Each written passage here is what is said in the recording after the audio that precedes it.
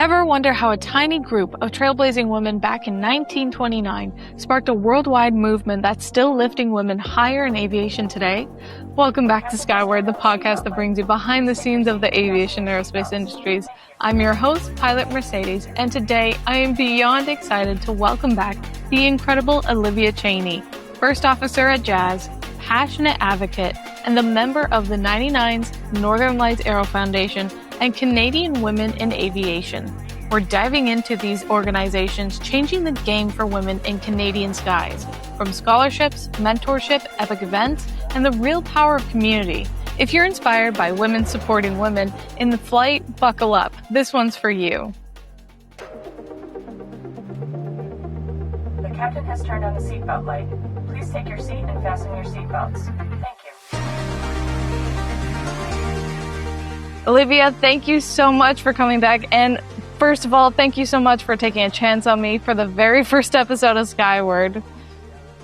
Oh my gosh, taking a chance on you. Absolutely not. I was so honored and excited when you asked me to join the podcast the first time, and I am so excited to join again for the second one. Oh, well, for this topic specifically, I couldn't think of anyone better. You're just such a wonderful person to be around, and you're so connected and good with people. So I am so thrilled to have you on today. Just to give you a little bit of a recap for anyone who hasn't seen the first episode, Could you share some of the organizations that you're part of and what you do? Yeah, absolutely. So I am a first officer with a Canadian airline based out of Toronto. I fly the CRJ. I've been working professionally for about 2.5 years now, and I'm a graduate of the Conestoga College Aviation program. That was out of Kitchener, Ontario. So I graduated from that program in 2023 and then started working a few months later. So and a lot of the organizations that I'm involved with actually came after the start of my flight training, like you and I kind of talked about beforehand. I didn't really know that there were any organizations I didn't know that there were organizations when I first started flight training. So it was it really opened up a whole new world for me when I first started learning about them. Because I don't know if you can relate to this experience, but in the first kind of stages of my flight training and I really right up through my PPL into my commercial pilot license, it really felt individual almost. It was. Oh yeah. You're Absolutely. Working. Yeah, I mean, and it makes sense that it's your license, you're working on it on your own, but it's it felt like there was some part that was missing, and I didn't know what that was, and I didn't know how to find it until actually a pilot from my hometown reached out to me and said, "Hey, I think you'd be a really good candidate for the Captain Judy Cameron Scholarship with Northern Lights." And I was like, "What? I didn't know what any of that was." Wow. Mm-hmm. So, and then when I first found Northern Lights, and I was like, well, then I found the 99s, and then I found Canadian Women in Aviation, and then I found Women in Aviation International, and it just trickles from there. So I mentioned some of those names. So I'm currently the president of the junior board with the Northern Lights Aero Foundation, and my last year, it's a 2-year term on the junior board. In my first year, I was outreach co-lead of the outreach committee. So we organized events for Northern Lights all across Canada. Super fun. Yeah, you're so accomplished. It's just wonderful to hear everything that you've been part of. Yeah. Definitely in the same boat as you. I had no idea about the 99s until I ended up going down to Florida and meeting another female pilot, and she's like, "You should join the 99s," and I'm like, "What's that?" Exactly. Join Women Aviation International. What's that? Exactly. I had no idea. You know what the funny thing is that I think we all know who Amelia Earhart was, but we don't know the history behind her having such a big role in 99s. You know the name, but you don't know the story, and then it opens up this whole other organization that is obviously such a prominent part of women in aviation history, right? So exactly. That's how you and I met, right? Through the 99s. Exactly. Very exciting. So, and when I first learned about the 99s, especially at the early stage of my flight training, that was such a great community. Obviously, it was COVID, so it was you can't really be in person, but just being a part of something, I guess, bigger than myself, working on the website, and then we started to build the education outreach committee, which is something that I'm still in the works of. It's just, when you get when there's a lot of things going on, it's hard to develop everything at once. And then with one of my, I don't know, with one of the members of the Maple Leaf chapter that you and I are both a part of, I started an initiative with her, and it's called the Connections Program. So it connects, people across the Canada section. So, and then I took on Maple Leaf chapter representative in our East Canada section newsletter. So it's something that once you get involved with it, it's like, how can I be more involved kind of thing? And what else can I do? What opportunities are coming up? And those are all positions that I've taken over the last 6 years. So it's something, it's, I can't actually believe that that's been that long. But believe you me, I feel the same way. I know, that's so crazy to think about. But also one thing I think that's cool to reflect back on is, who I was, I guess, at that time and knowing how much I needed that. And then also now how much experience I have through being involved with these organizations, and that I can now use these skills and experience to give back and kind of enhance these initiatives and organizations so that someone else can also benefit from them the same way that I have for so many years. Yeah, exactly. That's why we're having this conversation, right? Yes. So you kind of highlighted that not a lot of people understand or know the story behind Amelia Earhart and the 99s. Are you able to recount the start of it and how it came to be? Yeah, I wanted to share some notes on it just so it could be very, very accurate. But so from my knowledge, so the 99s was established in 1929. And the reason why it's called the 99s is because there were 99 women pilots who met in Cleveland, Ohio, to acknowledge the need that there was, to acknowledge the need that there was an organization that needs to support women in aviation, obviously, because women are still a minority in aviation, even under, I think it's around 7% now. And I can't imagine what it was back then. So so for the organization to get together to promote just education and scholarships. I mean, there's even one of the scholarships that the 99s does in Amelia Earhart's name. And so that's where it all got started. And I just think it's really cool to reflect back on history and to just know the history of why this organization was created, and then to keep that in mind as we kind of propel this initiative forward. Mm-hmm. And do you know, I don't know how much you know about this topic, but do you know the growth of it specifically in Canada? Because we know a lot about the United States, and then it's kind of blossomed from the United States out internationally. It's throughout, I believe it's 44 countries that the 99s is now part of, which is fantastic and crazy that we have such a vast web of connections that we're all connected through this one organization. Exactly. I don't know if you know anything specifically about the growth in Canada since like the Maple Leaf chapter and stuff like that. Well, and so from I did actually a project on the 99s for a class. So I'm looking back on some notes that I had made from then and updated them, I guess. But so since its kind of origin with 99 members, we've since grown, like you said, for 44 countries, and now there's over 6,100 members worldwide. And wow, right, it's incredible to see. And to think that, under 100 people came together at some point, and then now it's worldwide, I think is such a omen to, I guess, the need that people recognize for support for women in aviation, right? I always enjoy getting the online newsletter where it's like all of the, to see all the chapters from all across the world. It's like, wow, people on the other side of the world are working for the exact same mission and vision that we are. How incredible is that? And one of the things that I think is great is that the international conference is held in different places every year. And so like last year it was held in Jordan, and then this year it's held in San Diego. And so I can't remember. I knew that there was one held in Canada at some point in recent years, but it's great that the conference moves every year to highlight and recognize that there's so many different chapters, and then to just bring people to that chapter. And so to highlight, I guess, specifically the growth in Canada, I mean, there's so many chapters even in our area, right? Because the Maple Leaf chapter spans all the way from Windsor to like around kind of the Kitchener area all the way to Toronto. And then we've got the Atlantic chapters and the Quebec chapters and the Manitoba chapters and all the way out on the Atlantic chapter. So, and then when we jump on Zoom calls and it's like, someone's out in I'm in Ontario, and then there's this person out in like PEI, and we're all working towards the same vision. So there's so many amazing things. And one of the stories I did want to share was one of the girls on our East Canada section newsletter team. She is part of the Manitoba chapter, and the Manitoba chapter just bought a Cessna 172 that is used for their members to share at like kind of a reduced rate. So it's like easier for these members to build hours so that it's not as financially a burden on them. And I just thought that was so cool that they all worked together to fund this plane. And then the two of the members from the Manitoba chapter like went and got it and then flew it back. And then they do the maintenance and the painting on it. I think it's just really, oh my goodness, that is so amazing. And what a great opportunity and camaraderie. I love it. I love the connection and everything to it. Yeah, exactly. So it's been really exciting to see kind of their accomplishments and updates with how that's going for their chapter. I think that's really great. Yeah.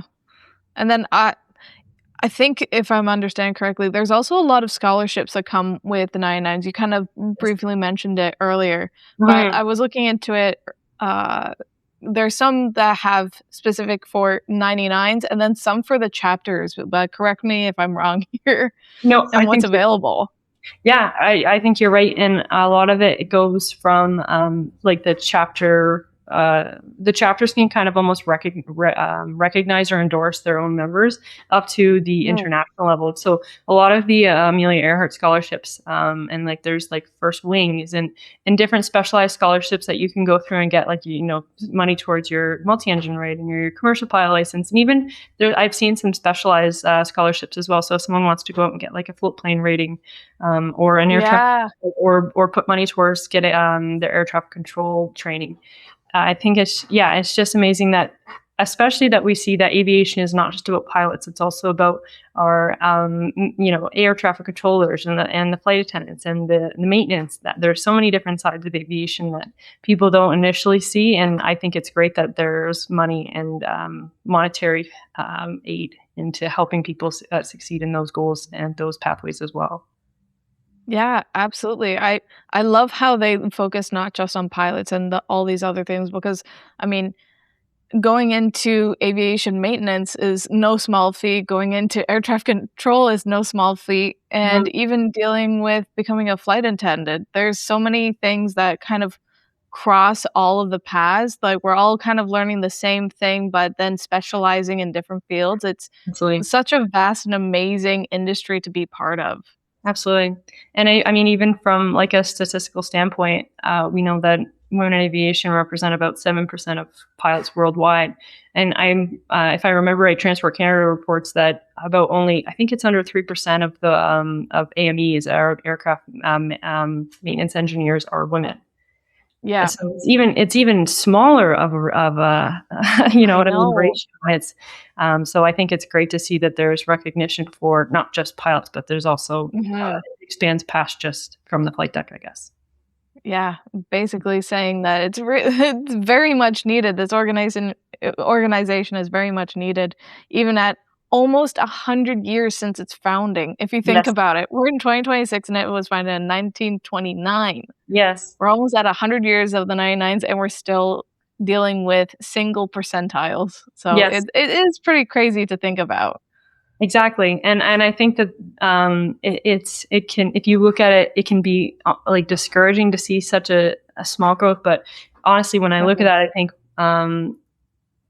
it's a positive thing in it because it shows us how much our work is helping to propel these initiatives because, it's not going to grow like exponentially unless there is a lot of support and a lot of recognition. I think in a lot of the ways the recent kind of social world and the technology advancements have really helped us even in this way to now create podcasts that we can share with other people and to create newsletters that someone from the other side of the country can look towards and see what accomplishment someone is doing. And I just think in that way, when we can be more connected with each other from across the country or across the world, that is one of the ways that we are going to kind of pull this initiative together. And that's something I want to speak about more too. I have an example, but I'm really excited by the growth that we have seen. And the connections that we made, and you and I are an example of one of those. Oh, absolutely. I am very grateful for the connection that the 99s gave us this opportunity to connect. And still, we have not met in person, funny No. enough, after all this time. But I'm very blessed to be able to know you and have this conversation, a very important conversation. Absolutely. Another thing is the fact that they also support not just the professional path, but also recreational paths for pilots or anybody like this. Like if you want to be a general aviation pilot Mhm. and not go to the career for it, but do it on the side, they still welcome everyone from any kind of track of life Mhm. and experience. And it's very welcoming and inclusive. It's fantastic. It really is. You're so correct. Yeah. Yeah. How do they promote aviation and education? You kind of touched on some community outreach earlier. Is there any specific that just specific to one chapter, or is that kind of a general goal for the 99s? So, and maybe this is also kind of a great Canadian story too. I haven't heard of many other chapters from around the world doing it. I'm sure they are. I'm not aware. Mhm. But when I was first kind of getting involved with the 99, someone from the first Canadian chapter, which is the kind of a Toronto based chapter, I Mhm. saw that she was doing presentations with under the education and outreach committee kind of title. And so that, and there were so many people, friends that I knew that were getting involved with these presentations, going into schools and all these different grades and being able to talk about aviation. And obviously, if it was a younger grade, they kind of cater to more towards visuals and pictures and games and that kind of thing. And then as it got up to like grade 10, then you start talking about career and scholarships and things. So it really is inclusive, and I think promotes it gives an opportunity to a wide range of students that might not have had access to aviation in any other way. And so that is Mhm. something within the Maple Leaf chapter that I was really trying to kind of get started on as well.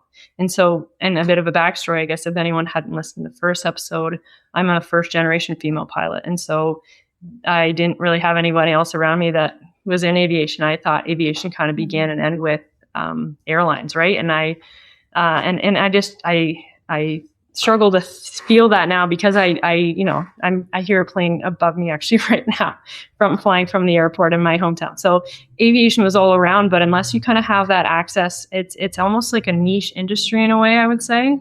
And so it was after a sightseeing flight that I found kind of my passion for aviation and got started from there.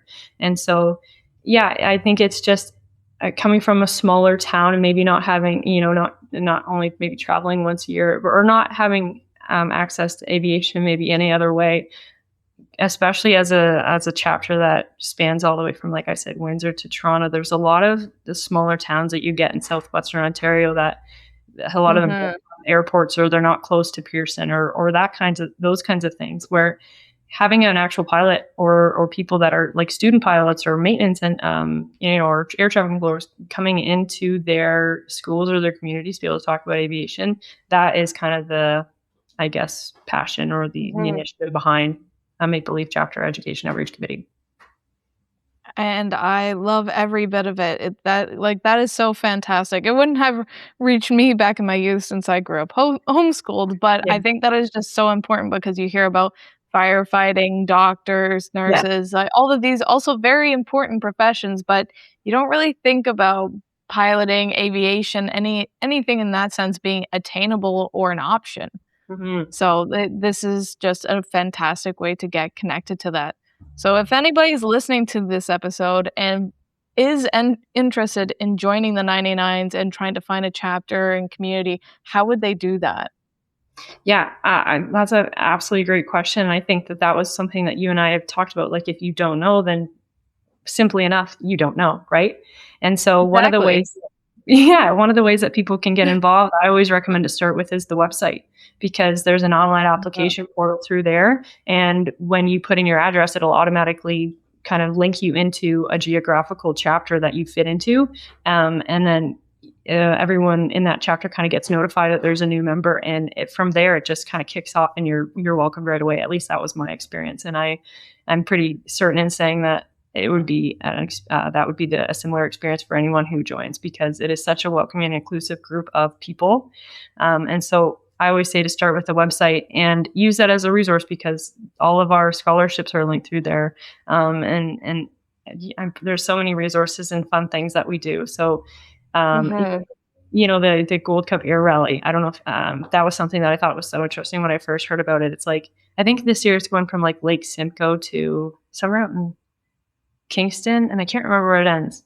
But it's like all these women get together, and then they start, and they can do scavenger hunts while they're flying, and it's like all about getting all these people to fly from, have their passion for aviation and actually put it to use, and flying all the way, and then meeting up together at their destination and having kind of this big celebration of the kind of commencement of the event. So I think it's it's just all very exciting to be involved, and that the website is kind of, I would say, the key to being involved and staying involved. Yeah, I completely agree. The scavenger hunt was definitely an interesting one. I wasn't able to participate, but I love seeing everyone getting involved and trying to find where's the 99 logo on the tarmac or anywhere, where's the power line, stuff like that. It's just such a great way to get people involved, and especially for our chapter, it is very vast, so it's a little harder for all of us to get together. We kind of get like into subgroups, kind of, but we still try and keep connected. It's just a fantastic way. And to your point, having that welcome page, you go onto the website, and my first interaction with the Maple Leaf 99s was actually a phone call. And I was kind of skeptical. I'm like, I don't know this number. And it was probably one of the most wonderful phone calls I could have been given was, hey, I'm just here to say welcome. And if you need anything, just let us know. It was just kind of that recognition of, hey, welcome to the community and looking forward to seeing you, that you wouldn't really get anywhere else. So that was pretty special, at least from my personal experience. Oh, for sure. I mean, and I joined, I think it was like November of 2020. And then that Christmas, I was like, they sent me a Christmas card, and I was like, wow, like, this time out of their way to do that. And even the next summer, I was like, there was a fly in Brantford, and I was like, oh, I'd love to get to that. And then one of the members was like, oh, I'm like flying right by there. I'll like land at Telsmere and pick you up.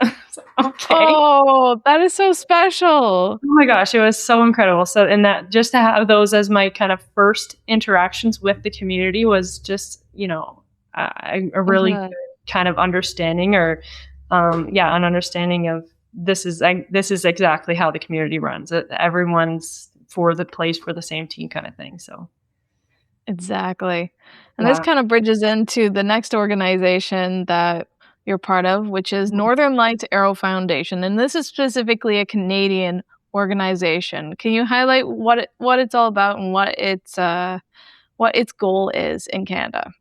Yeah. So again, just like anytime I start with an organization, I think it's or start talking about an organization, it's great to talk about the website. And speaking of the website, the mission and vision of the Northern Lights is to be the premier organization that inspires, supports, and enhances the success of women in aviation across Canada. And so it actually got started back in 2009. Two members got together, actually from the 99s, and they got together to also recognize that there was some need to recognize or to award and celebrate the accomplishments that women in aviation had. And so they got together, and then that same year, 2009, they had the first ever Elsie MacGill Gala, which celebrates trailblazers in aviation. And so since then, I think upcoming in October, it's going to be our 17th gala. So the Northern Lights. That's fantastic. It's so fantastic. It's amazing. And I really like being a part of it. As I said, I'm the current president of the junior board. And so the junior board started about 7 years ago when they recognized that there was kind of a learning opportunity for younger people in aviation to get involved in many different aspects of how a board runs, but then also to expand kind of the initiatives that the Northern Lights wanted to achieve, which was outreach. Like I said, we plan 30 events across Canada, not plan events, but I guess plan our participation in events all across Canada. And then we also have a mentorship program. And I think, didn't you go to one of you've been to the mentorship? I've been to two of the mentorship networking events. Yeah, exactly. So, last year, and so 2024 and 2025. Yeah. Exactly. And then we also had one in Montreal last year, which was the first time we were able to host one kind of out of Ontario. And then from there, we also have like Speakers Bureau. So we bring speakers into public libraries and schools and speaking events. And then we also started a podcast last year too, to recognize that there was a need for a podcast and to talk about aviation, because like we said, it's kind of more of a niche topic. And so they started a podcast under the Northern Lights name. And so there's a lot of What's different. It called? Blue Skies Podcast. If anyone there wants. we go. So if anybody's interested in another aviation podcast, Blue Skies Podcast is the one to go to. Yes, exactly. So yeah, so it's just been awesome to be a part of something that also, again, just kind of promotes this idea that women in aviation are not only welcome to aviation, but they're also supported and kind of celebrated as well. So I've been really honored to be a part of it. Then can you highlight a little bit about the Elsie MacGill Awards? Correct me if I said that wrong. Nope, you got it. You got it. Exactly. Perfect. So yeah, exactly. So I guess just to start off, I wanted to make sure I spoke about this properly because she's an incredible woman. And so Elsie MacGill is someone that we recognize as kind of the name for our galas, because we wanted to recognize that there was this incredible woman kind of, I would say ahead of her time in a way, that was such a trailblazer for women in aviation. And so they wanted to select someone who maybe wasn't as well-known name to bring attention to her name and to the kind of the efforts that she brought to aviation. And so the gala was made in her name. And so I just wanted to share a bit about her. So she began her studies in the 1920s, and she became the first woman in Canada to graduate with electrical engineering degree. And then she would also go on to be the first woman in the world to graduate with a master's in aeronautical engineering. So incredible feats that some people would have heard of her name. And so she was also one of the, we talk about challenges to women in aviation. She was also battling polio. So, and obviously at that time in the kind of early kind of advancements of medicine, there was not a cure.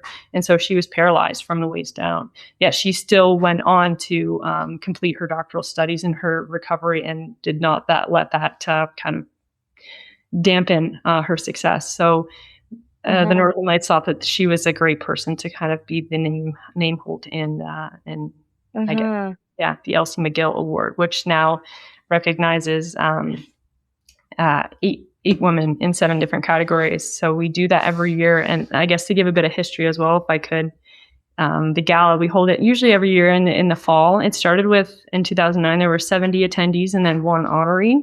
Now, like I said, we have 8 honorees, and it was getting close to like 600 people that attended the gala last year, which is incredible. Wow, that's amazing growth. Exactly. And it's such a fun fact because they started off with obviously kind of a room that could hold or accommodate about 70 people.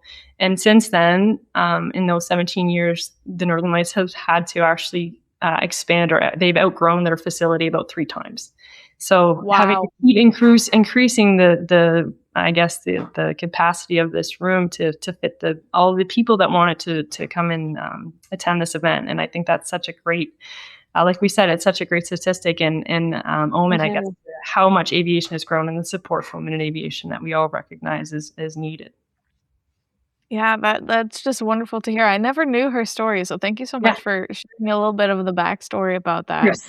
I think she sounds like an amazing person and a very good choice for this award for sure. Yes, I would think so, right? Yeah, absolutely. Now going into the nominations, they're now open for 2026. They are. From January 15th to March 15th, I believe. Mm-hmm. Coming up. What are the qualities and achievements that you look for in nominees? Yeah, great question. So I actually went to some of our team, some of the main board members, to just see if they could kind of shed some light on these kinds of things. And so 2 of the things that really came up were that they want the candidates, they want their peers and their colleagues of the candidate to feel that they are worthy of that award. So because a lot of the the application process requires a reference. So someone is recommending that person for the award. So, so for that person to describe why this person deserves this award and why this person is kind of someone who I guess would be a good representative of the Elsie MacGill Award title, I guess. And so, and then the other thing was kind of someone who is at the top of their discipline. So we have a lot of different categories. If I can, I have them written down. It was like business. Yeah, if you can share all the different categories, that'd be great. Yeah, I'm going to see if I can find them. Yeah, so there was business, education, engineering, flight operations, government, and then rising star. And so It's incredible to go to the gala and see so many people from so many different facets of life and achieving so much in different pathways and sides of aviation that you might not have considered originally. And so it really is a prestigious award. There's a lot of information on our website that if anyone is interested in nominating someone else that they can kind of have a look at. There's also a tips section. So, and just kind of a good thing to reference, but, it is honestly very, exciting to see that there's so many, people in aviation that are like, the team gets so many nominations every year. Is absolutely incredible. And so it's definitely hard to pick just 8 because all these women have so many incredible stories that there's so many people that are so deserving of this award. And year after year, we get all these nominations, which I think is so fabulous that because it is like kind of a nomination based system that so many people look to another woman in their life and say, I think you deserve to be recognized. And I think that is just such an incredible thing to see. Absolutely. And now women get to enjoy this amazing networking and community, another community besides the 99s. It's just wonderful to be able to go in person and physically connect with people and talk about where you're at, what your goals are, and how we can be a community together to help each other move forward. It's just wonderful. Perfectly said. That's amazing. Yes, exactly.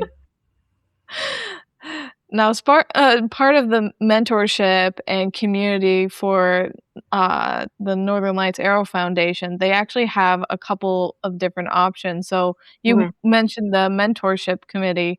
Yes. What are some ways that the NLAF actually gets their community from internally to reaching out to other people in the members that are wanting to engage with NLAF? Sorry. Yeah, no, great question. That is something that I am very passionate about personally is mentorship because I've grown so much from having mentors, especially, like you and like being someone who doesn't have other people around them to ask questions. I have more now, but originally starting, when to have someone to go and ask those questions to, and to be supported is, I think, such an incredible thing in life and just any kind of any aspects of life. But the mentorship committee specifically really focuses in on our mentorship program. And so our new cohort just opened in January. So a lot of people were just matched. And it was great to see that a lot of people who were mentees in recent years are now moving to be mentors. And so that's so special. Yeah, it's great to see the progression. And a few of them that have been my mentees, I've said, I think you'd be a great mentor. And they say, I don't see myself as a mentor. And I just encourage them in saying that you don't know how many people are looking around you right now and saying, wow, well, look at all the things that she's doing and all the things that she's accomplished. And I think that I encourage them to acknowledge all of the experience and skill they have to share, because you don't have to be the top, CEO of the airline, or you don't have to be the top training captain with the number one seniority to have experience and skill to share with someone else. There's student pilots who have gone through the stages of their training, and well, turns out there's someone who actually is maybe a year or two behind you that could really benefit from your current and relevant experience. And so I really encourage anybody who wants to be involved with mentorship, either as a mentee or a mentor, to visit the website and sign up through our program.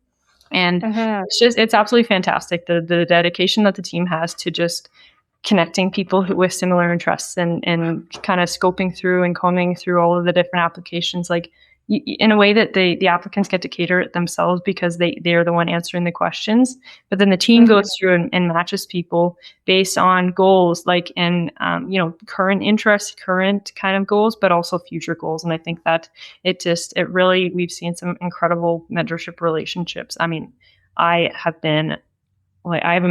my mentor for, 3 years now, and I texted her today about questions, and she responds, like, and I mean, it's just incredible to have someone who you can ask questions to, and at no stage in life are you ever going to know it all.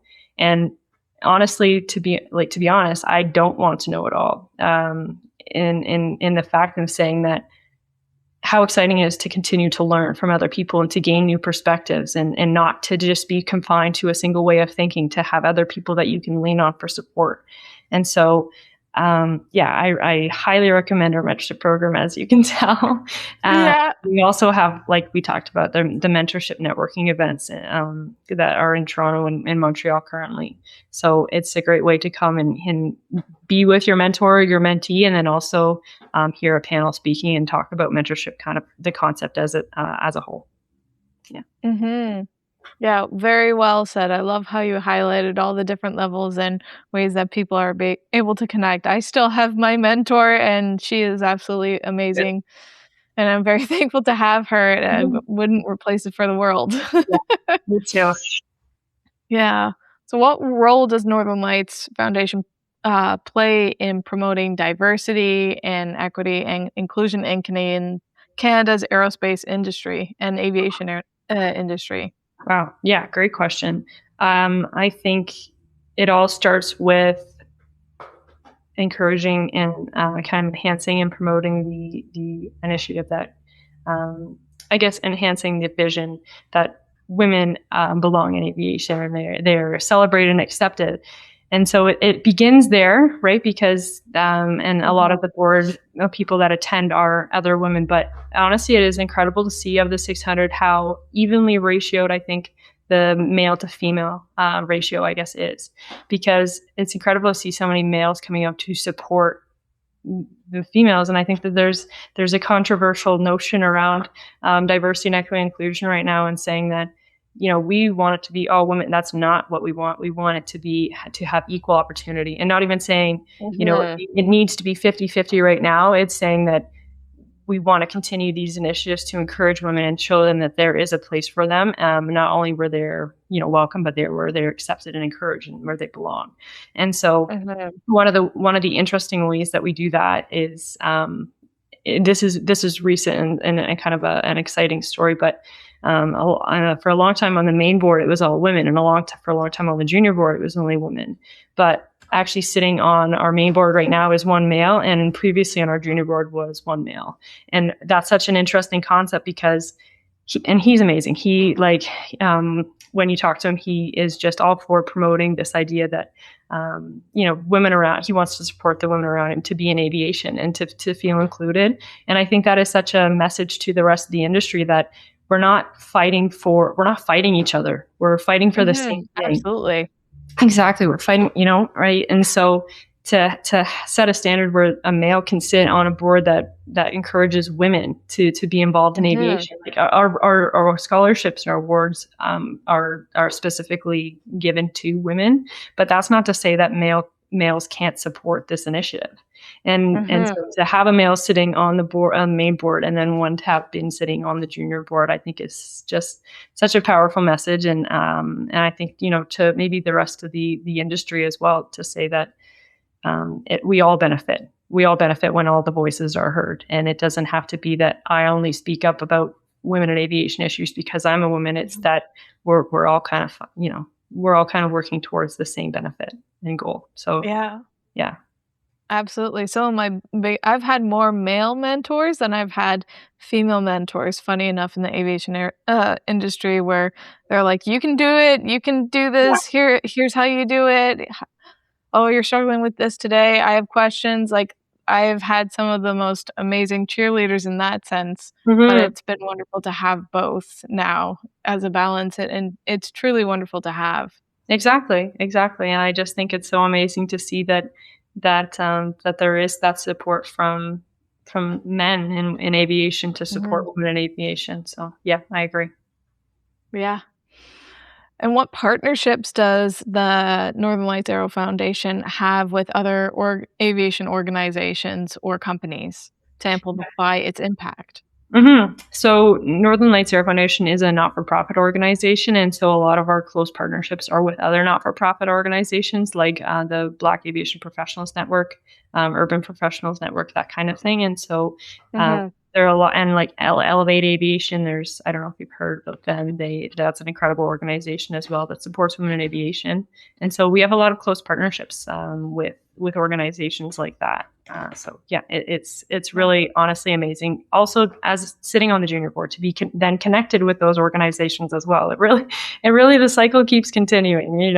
Once you're involved with something else, it's like, how do I get involved with this organization as well? Because the mission and visions are maybe worded differently, but they're all in alignment with the organizations that want to support and promote the same thing.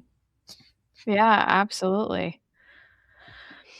And then how can people get involved? You kind of highlighted it a couple times, but so it's a clear question for someone who's been listening to the conversation about the Northern Lights Aero Foundation. How can they get involved?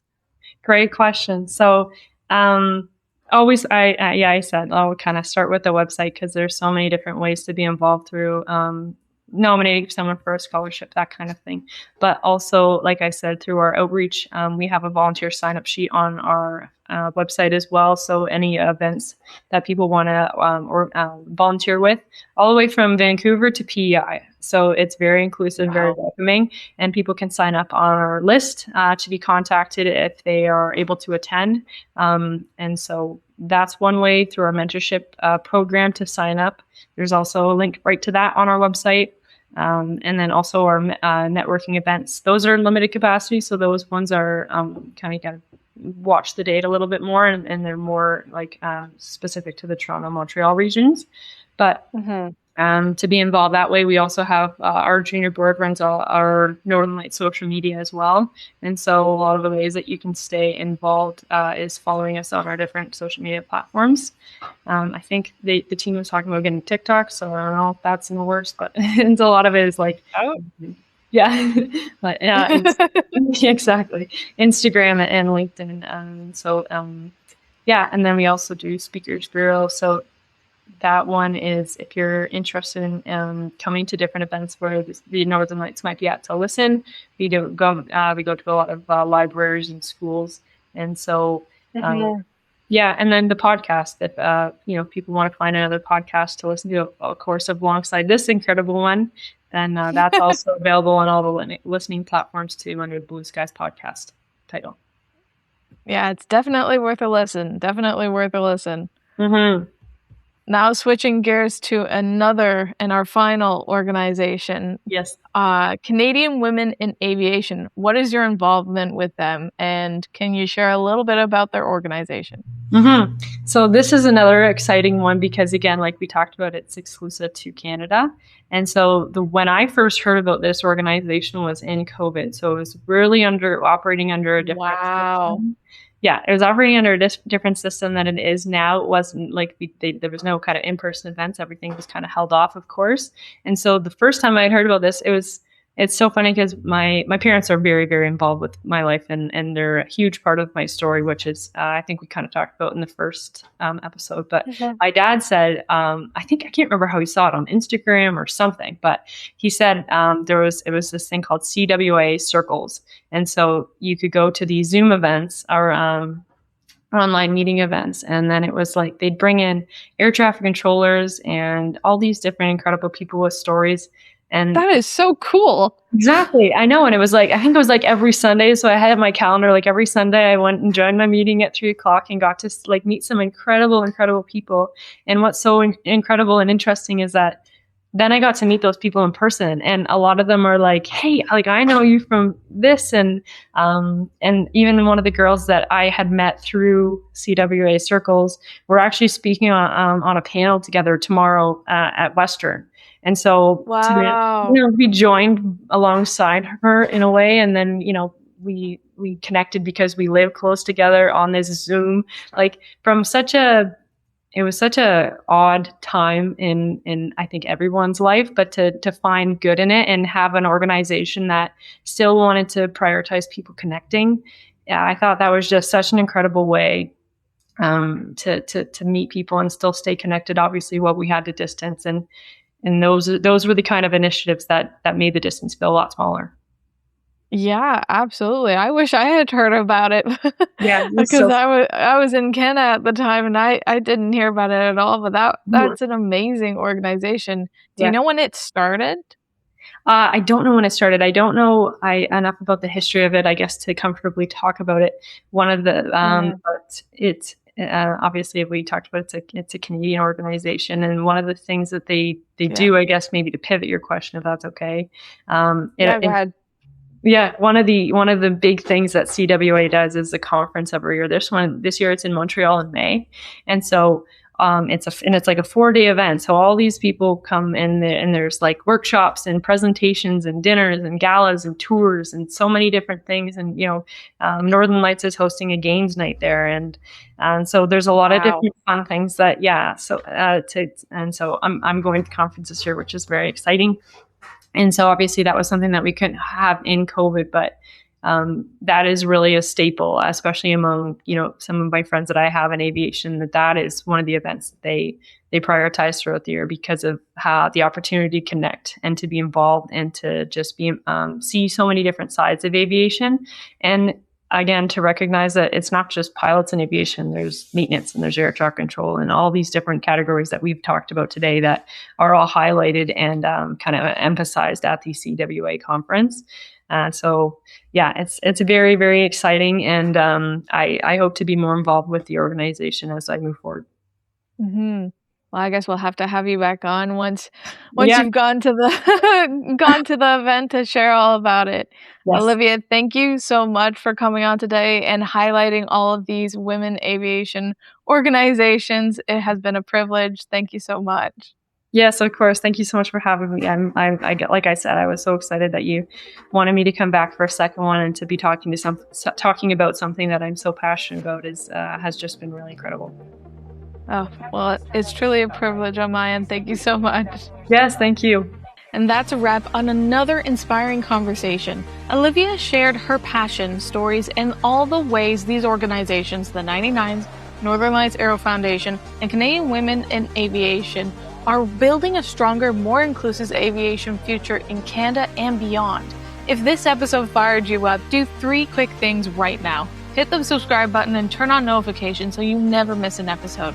Drop a comment sharing what's your one takeaway from this conversation, and which organization are you checking out first. Share with a friend, mentee, or anyone who needs to hear it.